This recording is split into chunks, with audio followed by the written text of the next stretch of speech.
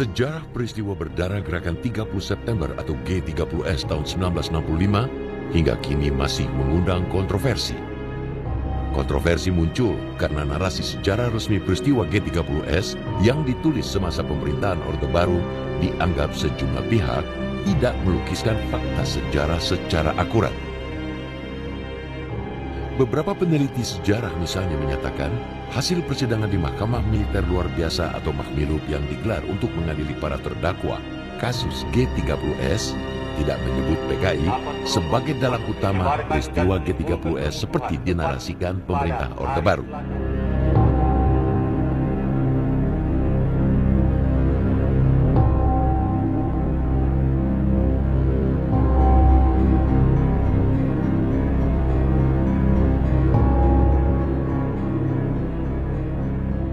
Ini adalah salah satu rekaman gambar sidang Mahmilub kasus Gerakan 30 September atau G30S 1965 dengan terdakwa Sudisman, anggota Dewan Politbiro Partai Komunis Indonesia atau PKI.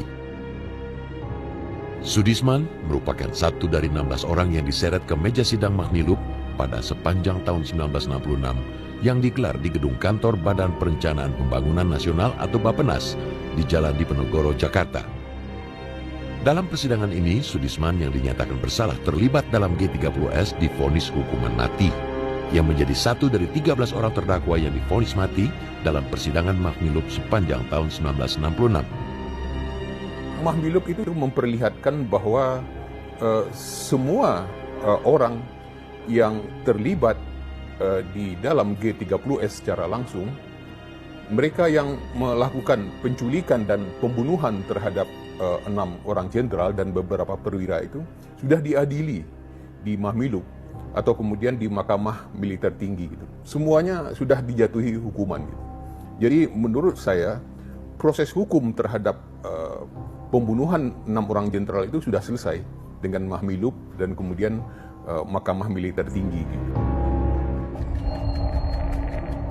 Proses peradilan kasus G30S bermula dari permintaan Maijen Soeharto kepada Presiden Soekarno pada akhir November 1965 untuk menggunakan Mahmilub guna memeriksa dan mengadili para tahanan yang dituduh terlibat G30S. Permintaan Soeharto yang disampaikan dalam kapasitasnya sebagai penanggung jawab ketertiban dan keamanan nasional pasca peristiwa G30S dipenuhi Soekarno dengan mengeluarkan Kepres nomor 370/1965. Dengan Kepres ini, Mahmilub diberi mandat mengadili orang-orang yang dituduh terlibat Gerakan 30 September 1965.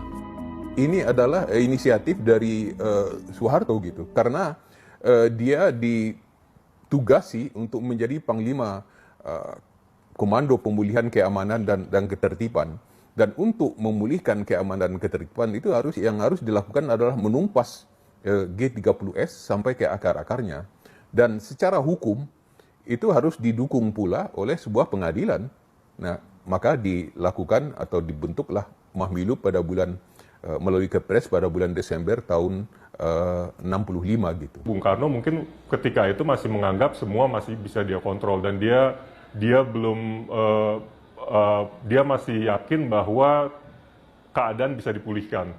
Gitu. Walaupun mungkin dia juga tidak menaruh kepercayaan sepenuhnya pada Pak Harto, tapi waktu itu mungkin dia masih menganggap bahwa itu satu-satunya jalan yang harus ditempuh dan itu masih di bawah kontrol dia. Mahmilub yang dibentuk pada tahun 1963 merupakan lembaga peradilan khusus yang memiliki dua kekhususan. Pertama, lembaga ini merupakan pengadilan tingkat pertama sekaligus terakhir, di mana terdakwa dan auditor atau penuntut tidak dapat melakukan upaya banding. Kedua, Mahmilub merupakan lembaga peradilan militer yang bisa memeriksa dan mengadili warga sipil. Kalau menilai peristiwa pada tahun 65 dengan kerangka sekarang, itu anakronisme sejarah namanya. Jadi kita tidak boleh melihat peristiwa masa lalu itu dengan framework sekarang. Pertama, pada masa itu ya peradilan militer sangat berkuasa termasuk mengadili sipil. Belum ada persoalan HAM pada tahun 65. Masalah HAM itu kan akhir tahun 70-an baru muncul sampai awal tahun 80-an. Puncak-puncaknya. Jadi dulu tidak ada persoalan HAM ketika militer itu mengadili sipil seperti sekarang kan nggak boleh, hukum militer tidak boleh juga mengadili sipil gitu. Dan sipil nggak boleh mengadili militer. Wewenang yang diterima Majen Soeharto untuk menggelar Mahmilub kasus G30S 1965 digunakan secara maksimal oleh mantan Panglima Kostrad ini. Kala itu, Soeharto bukan hanya bertindak sebagai perwira penyerah perkara, tapi juga berkuasa menentukan siapa saja tokoh yang akan diseret ke kursi terdakwa dan menentukan susunan auditor dan hakim Mahmilub. Posisi Soeharto sangat penting karena di dalam Kepres nomor 370 tahun 65 itu Soeharto itu mempunyai 3 peran gitu. Jadi peran sebagai orang yang menetapkan siapa saja yang diadili, dan kemudian kedua sebagai perwira penyerah perkara, jadi dia harus tahu semua substansi perkara itu, dan yang ketiga menentukan susunan mahkamah militer itu. Jadi 3 itu semuanya dijabat dipegang oleh Soeharto gitu. Jadi Mahmilub itu tidak terlepas dari tangan Soeharto gitu. Kalau yang disebut Orde Baru itu jelas bahwa ini dalangnya PKI. Kalau saya melihat PKI terlibat, ya, tapi bukan hanya PKI.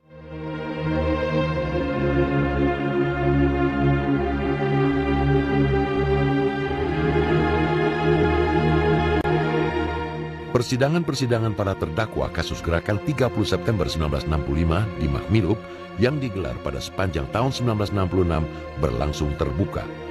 Persidangan-persidangan yang mendapat liputan dari sejumlah wartawan asing ini juga terdokumentasi dengan baik. Namun, meski berlangsung terbuka, sejumlah kalangan menilai proses persidangan di Mahmilub kala itu seperti diarahkan untuk menyalahkan Partai Komunis Indonesia atau PKI sebagai dalang utama peristiwa G30S.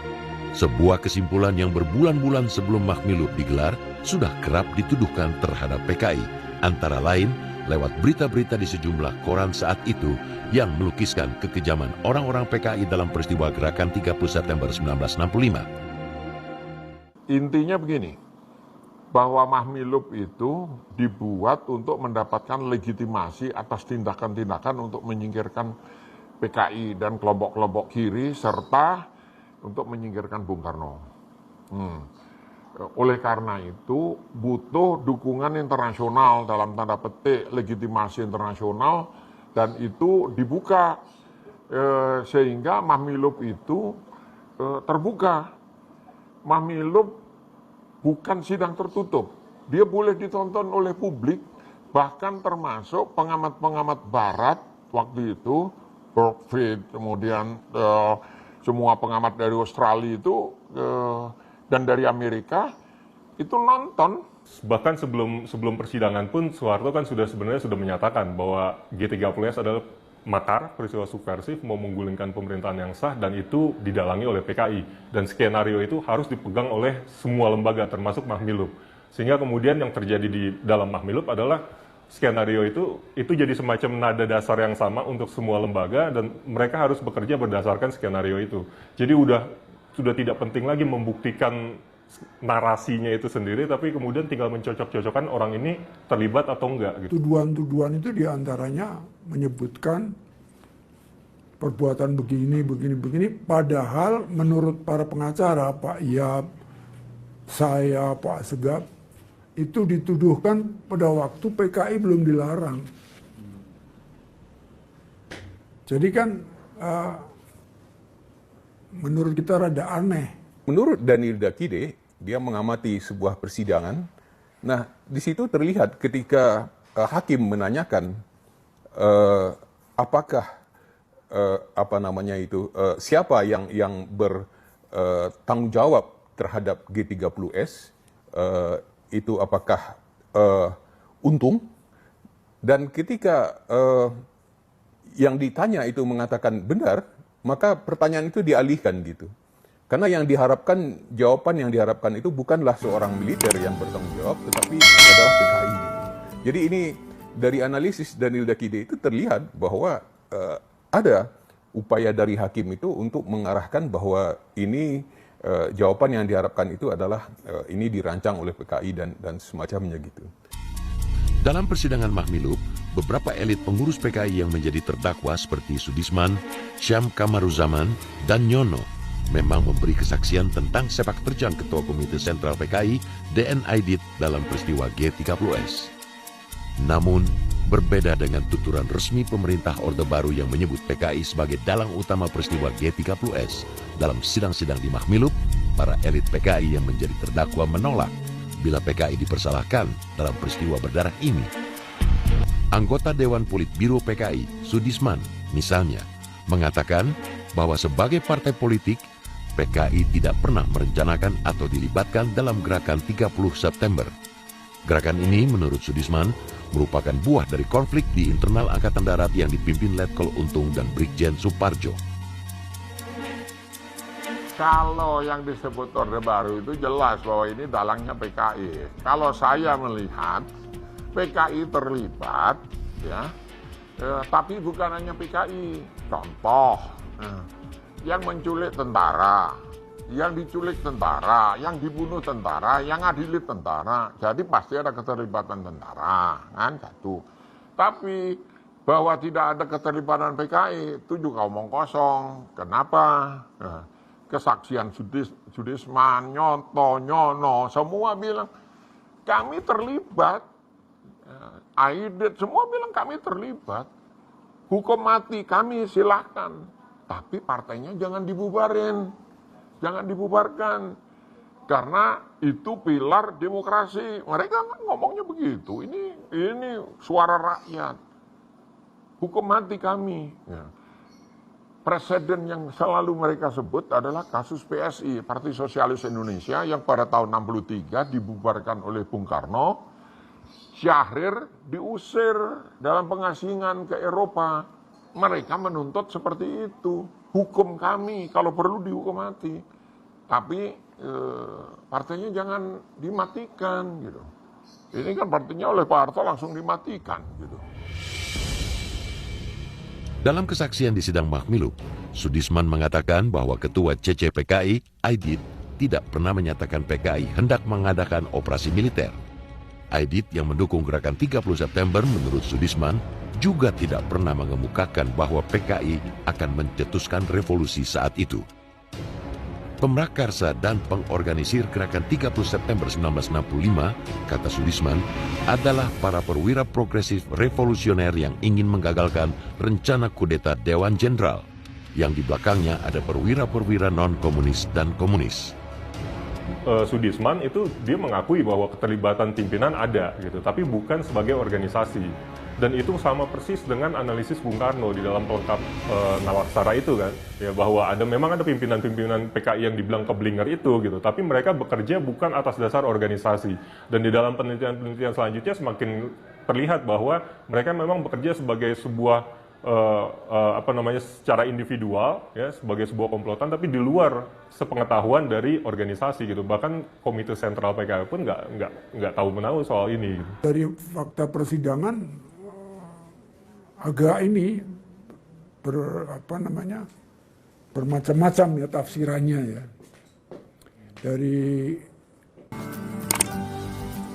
apakah dia itu berkumpul di lubang buaya pada saat itu memang atas instruksi organisasi, kalau iya kapan instruksinya, di mana diberikan, mana buktinya begitu. Kita kan selalu berbicara berdasarkan bukti, menurut pengadilan terbukti bahwa mereka dikerahkan, mereka dilatih.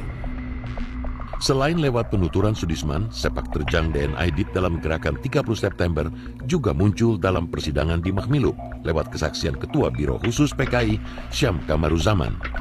Dalam persidangan ini, Syam Kamaruzaman terungkap sebagai sosok penting yang mempengaruhi Aidit untuk mendukung gerakan para perwira TNI Angkatan Darat Progresif yang dipimpin Letkol Untung dan Brigjen Suparjo.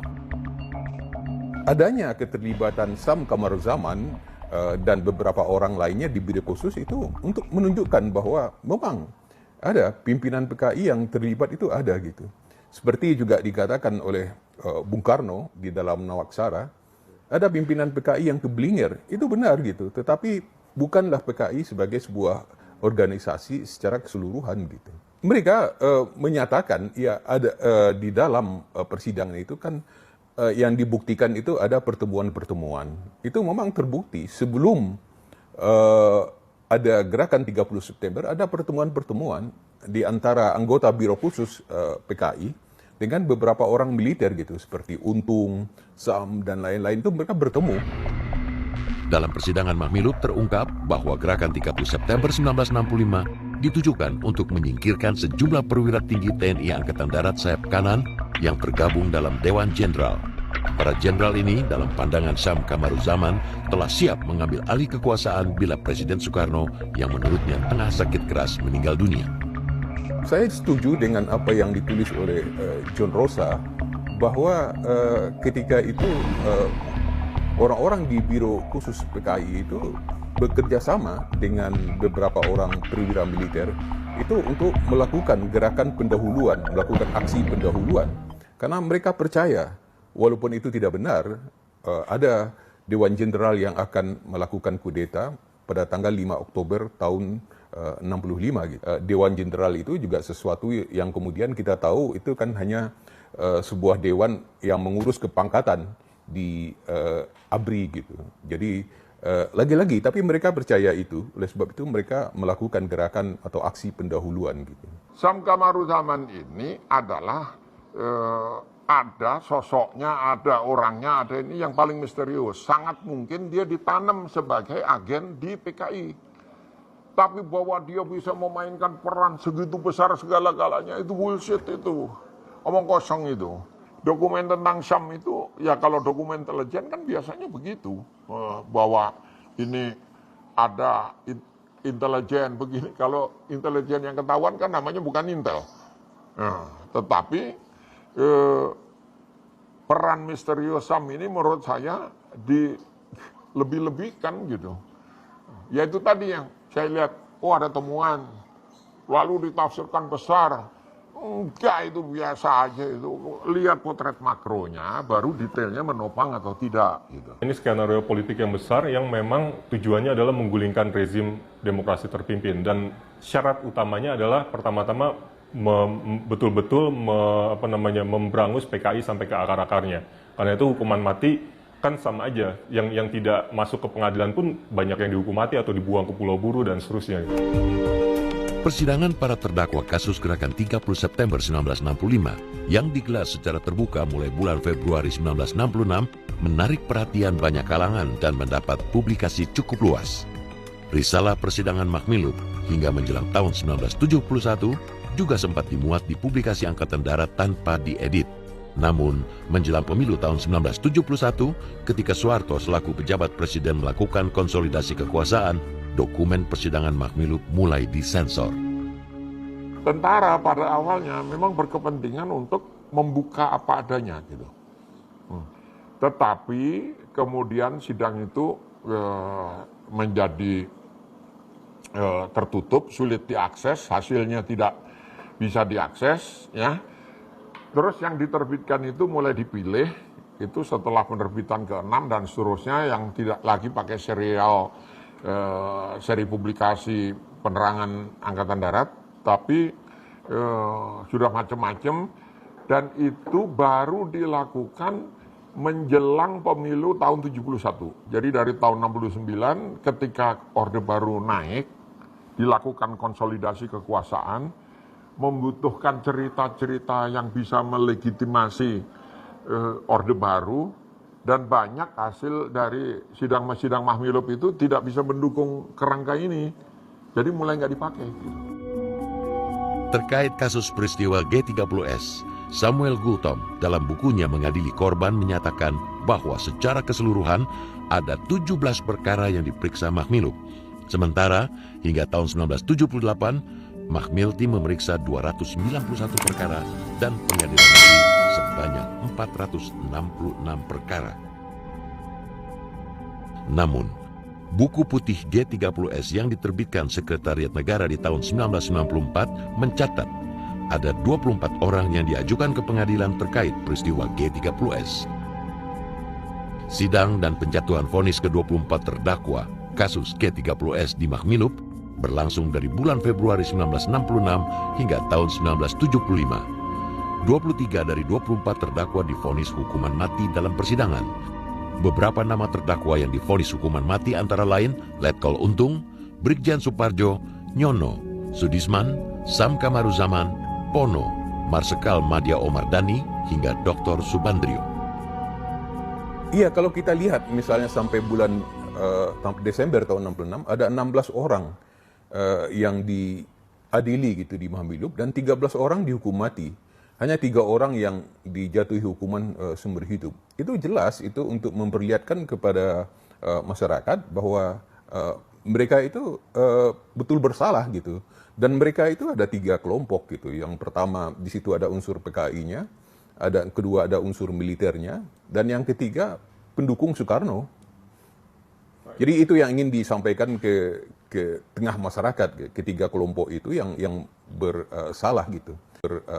Orde Baru yang baru seumur jagung waktu itu memerlukan legitimasi rakyat, dan demi legitimasi itu dibangunlah satu konstruksi pemikiran publik secara masif ya, melalui rekayasa sejarah gitu ya, supaya orang itu membenci Orde Lama, membenci Bung Karno, lalu memberi legitimasi kepada Soeharto.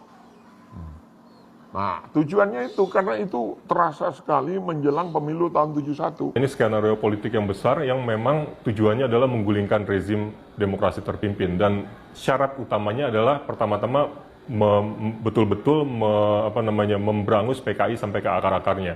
Karena itu hukuman mati kan sama aja, yang tidak masuk ke pengadilan pun banyak yang dihukum mati atau dibuang ke Pulau Buru dan seterusnya. Semua sepak terjang Soeharto itu bukan sekedar untuk memberantas PKI, tapi betul-betul mau menggulingkan rezim demokrasi terpimpin. Itu sebabnya semua yang Soekarnois walaupun bukan PKI juga ditangkap, diadili, termasuk Pak Subandrio kan gitu. Jadi kalau sidang-sidang Mahmilub itu ada dakwaan-dakwaan mengenai perbuatan gitu. Misalnya dia berada di lubang buaya, dia ikut merondong jenderal, ikut masukkan ke sumur. Ada dakwaan-dakwaan yang begitu. Ada lagi dakwaan yang dia ikut rapat-rapat. Nah, ada orang yang memang tidak pernah ikut rapat, tapi dia ikut nyerbu rumah jenderal itu. Itu ada orang yang dakwaannya itu. Dia tidak ikut rapat-rapat, tapi menurut dakwaan dia diperintahkan untuk menyerbu. Di luar 24 nama yang diadili di Mahmilub dan sebagian besar divonis hukuman mati, sebelumnya beberapa nama petinggi PKI seperti DN Aidit, Nyoto, dan Lukman langsung dieksekusi mati tak lama setelah ditangkap tanpa melalui proses pengadilan. Selain itu, ada ribuan orang yang diidentifikasi sebagai anggota atau simpatisan PKI dan organisasi anterbaunya seperti Pemuda Rakyat, Gerwani, CGMI, BTI, SOPSI, dan Lekra juga ditahan hingga bertahun-tahun tanpa proses peradilan. Itu yang menjadi pertanyaan, kenapa tokoh seperti Aidit itu tidak dibawa ke Mahmilub tapi justru ditembak mati gitu. Demikian juga tokoh-tokoh lain yang dihilangkan seperti Nyoto, Lukman, dan lain-lain gitu. Itu menjadi pertanyaan gitu. Kalau di Mahmilub kan apakah mereka bisa mengeluarkan suatu pernyataan yang mungkin akan menghebohkan atau bagaimana, kan kita tidak tahu itu karena mereka sudah ditembak atau dihilangkan gitu. Sedangkan dari keputusan Mahmilub itu semua menyatakan bahwa mereka yang diadili itu dinyatakan bersalah melakukan makar gitu, mencoba menggulingkan pemerintahan yang sah gitu. Jadi keputusan Mahmilub itu tidak menyatakan bahwa PKI terlibat di dalam gerakan itu, bahwa keputusannya itu adalah bahwa mereka yang diadili itu melakukan upaya untuk menggulingkan pemerintahan, melakukan makar. Jadi bukan PKI yang diadili, tapi orang per orang. Harus dibedakan antara yang menjalani proses peradilan, pro justisia kayak begitu, dengan yang bagian dari pertarungan politik. Karena ini purge, purge itu pertarungan politik lalu pembersihan. Itu bukan hanya anggota PKI yang terlibat, semua Soekarnois juga dibabat. Pasca pertarungan 65 itu dibabat semua oleh rezim baru yang membutuhkan konsolidasi kekuasaan, membutuhkan legitimasi bagi pemerintahan, manajemen pemerintahan yang baru. Bila mengacu pada hasil persidangan Mahmiluk peristiwa G30S 1965, menurut beberapa peneliti sejarah merupakan pertarungan politik biasa antara elit politik dan militer di tingkat pusat. Namun yang menjadi masalah, retorika dan jargon-jargon kekerasan yang menyertai pertarungan antar elit di tingkat pusat ini tidak lagi menjadi sekedar retorika ketika tersebar di daerah-daerah, namun berkembang liar menjadi berbagai provokasi. Provokasi yang memicu aksi-aksi pembunuhan dan bentuk-bentuk persekusi lain terhadap siapa saja yang dianggap memiliki kaitan dengan PKI dan mengubah konflik di akar rumput menjadi tragedi memilukan yang meninggalkan jejak trauma panjang. Mahmiluk ini memberikan legitimasi terhadap pembunuhan massal yang sudah dilakukan sebelumnya gitu. Pembunuhan massal itu sudah dilakukan sejak bulan Oktober tahun 65, berlanjut terus sampai awal tahun 66 gitu. Nah, tetapi persidangannya itu kan baru bisa dilakukan itu pada awal tahun 66. Dan dengan persidangan itu, ya kan diperlihatkan bahwa ini ada 3 kelompok yang terlibat, ya itu artinya menjadi pembenaran terhadap tindakan-tindakan pembunuhan dan lain-lain yang dilakukan sebelumnya dan sesudahnya gitu. Peristiwa G30S dan setelahnya itu ada skenario politik yang sangat besar, yang sebenarnya banyak orang bilang itu untuk menyingkirkan PKI, tapi buat saya lebih jauh dari itu adalah satu skenario politik untuk menggulingkan rezim demokrasi terpimpin dan mengganti dengan rezim yang kemudian mereka menamakan diri sebagai Orde Baru.